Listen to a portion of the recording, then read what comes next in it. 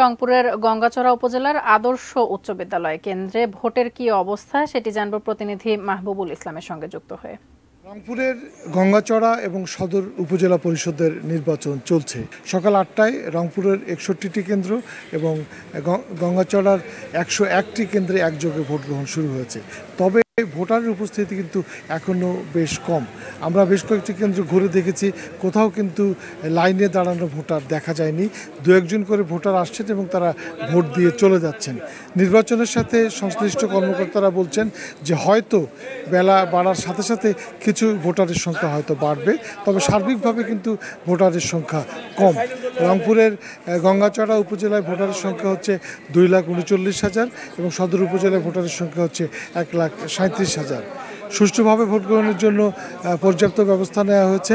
এখানে ভোট কেন্দ্রগুলোতে প্রায় 2200 answer VDP সদস্য, 1100 পুলিশ, 4 প্লাটুন বিজিবি, র্যাবের স্ট্রাইকিং ফোর্স দায়িত্ব পালন করছে। তবে এখন পর্যন্ত রংপুরের দুটি উপজেলায় ভোট গ্রহণের পরিস্থিতি শান্তিপূর্ণ, তেমন অপ্রীতিকর কোনো ঘটনার খবর এখনও জানা যায়নি। এই ছিল রংপুরের গঙ্গাচড়া উপজেলার গঙ্গাচড়া আদর্শ বিদ্যালয় কেন্দ্র থেকে ভোটের সর্বশেষ পরিস্থিতি।